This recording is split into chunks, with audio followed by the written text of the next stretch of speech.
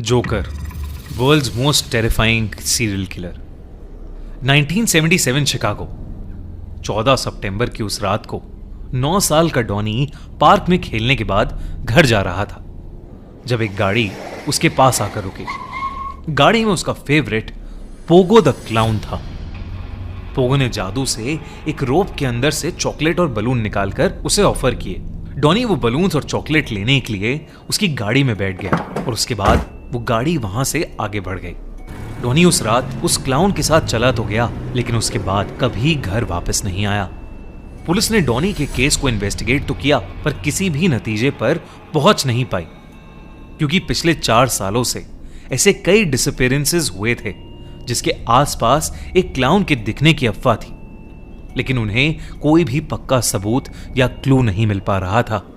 इस इंसिडेंट से लगभग 1 साल बाद दिसंबर 1978 में 15 साल का रॉबर्ट एक फार्मेसी में काम कर रहा था जब एक आदमी जॉन वेन गेसी, एक पेंटर, वहां आया। रॉबर्ट ने अपनी कलीग किम से अपनी जैकेट वापस मांगी क्योंकि उसे बाहर जाकर जॉन गेसी से जॉब के लिए बात करनी थी। किम ने एक फिल्म रोल की रिसीट उस जैकेट में रख दी और रॉबर्ट जैकेट पहनकर बाहर चला गया। लेकिन उस दिन के बाद से रॉबर्ट भी कभी वापस नहीं आया। रॉबर्ट के पेरेंट्स ने उसे पूरी रात ढूंढा, पर वो कहीं नहीं मिला। रॉबर्ट के पॉलिटिशियन फादर ने देरी ना करते हुए पुलिस को इन्वॉल्व किया। पूछताछ के दौरान पुलिस को पता चला कि रॉबर्ट को आखिरी बार गेसी के साथ देखा गया था।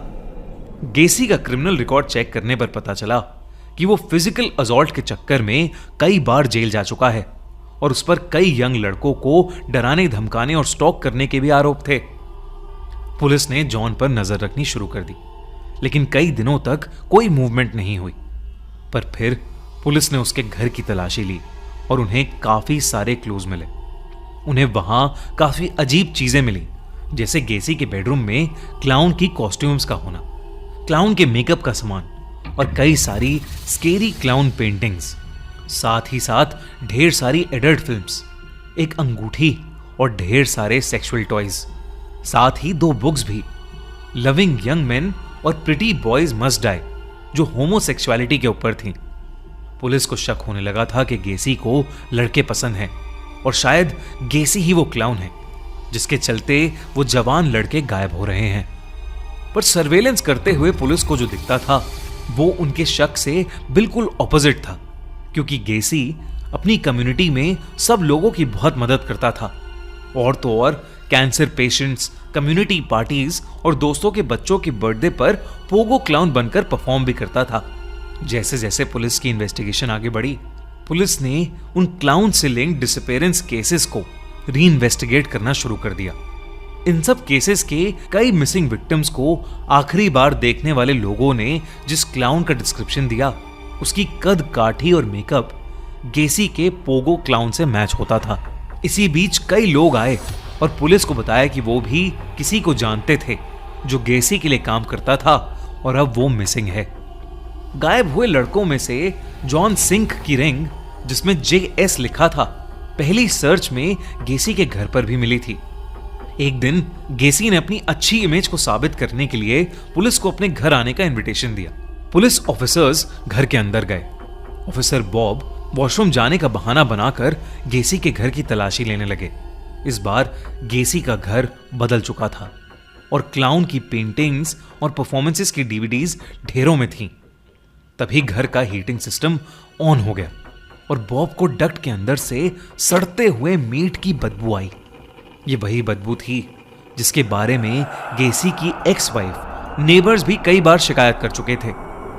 बॉब को शक हुआ कि गेसी ने मर्डर विक्टिम्स की लाशों को डक्ट स्पेस में छुपाया है। बॉब डक्ट्स में जाने ही वाला था। बॉब के पैर के पास उसे एक कीचेन मिला जिस पर डॉन लिखा था।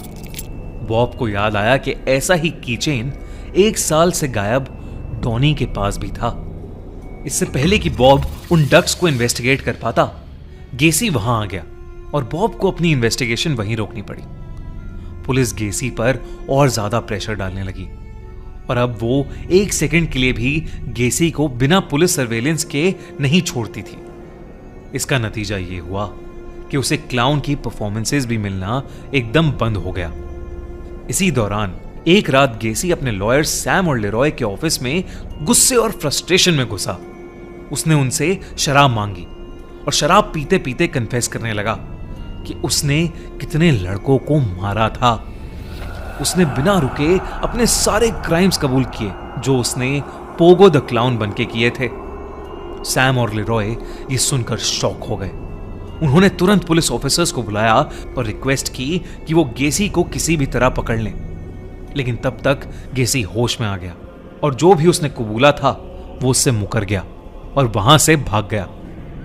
लेकिन पुलिस की 2 टीम्स ने दोनों तरफ से उसकी गाड़ी को रोका और उसे अरेस्ट कर लिया। गेसी ने अपने गुनाह मान लिए और पुलिस और फॉरेंसिक टीम को स्प्रे पेंट से मार्क करके अपने घर में एक जगह दिखाई। जब ऑफिसर बॉब ने टॉर्च से उस कोने को देखा तो वहां से कई लाल वर्म्स निकल रहे थे। खुदाई करने पर वहां 3 सड़ती हुई डेड बॉडीज मिली, जिनमें से एक का डीएनए डॉनी से मैच हो गया। गेसी ने बताया कि उसने 27 बॉडीज को अपने घर में दफनाया और 6 को नदी में बहा दिया, जिनमें से एक बॉडी रॉबर्ट की भी थी। पुलिस ने अगले कई हफ्तों तक उसके घर को डिसमेंटल करा, जिसमें उन्हें 29 बॉडीज मिली। जब गेसी को और इंटेरोगेट किया गया तो उसने ये भी कन्फेस किया कि पोगो क्लाउन बनकर ही उसने सारे मर्डर्स किए थे, क्योंकि क्लाउन से सब प्यार करते थे और क्राइम्स करने के बाद किसी को उन पर शक हो ही नहीं सकता था। उसने एडमिट किया कि वो बाइसेक्सुअल था और यंग लड़कों और लड़कियों को क्लाउन बनकर कैंडीज देकर वो उन्हें अपने घर लाता था, जहां वो उन्हें बंद करके उनका इस्तेमाल करके उन्हें गला घोटकर मार देता था। आखिरकार वो डॉनी और रॉबर्ट के मर्डर में अरेस्ट हो गया और उसे डेथ सेंटेंस सुना दिया गया। जब उसका एग्जीक्यूशन होने वाला था तो मरने से पहले वो एक क्लाउन की तरह हंसते हुए बोलने लगा, किस माय एस, और हंसते हंसते ही मर गया। गेसी के अनआइडेंटिफाइड विक्टिम्स की पहचान 2021 तक चलती रही और उसके लॉयर्स की माने तो गेसी इन सब में अकेला नहीं था, बल्कि उसके साथ कई और क्लाउन साथी थे जो इन मर्डर्स में उसकी मदद करते थे। Hello, surprise surprise.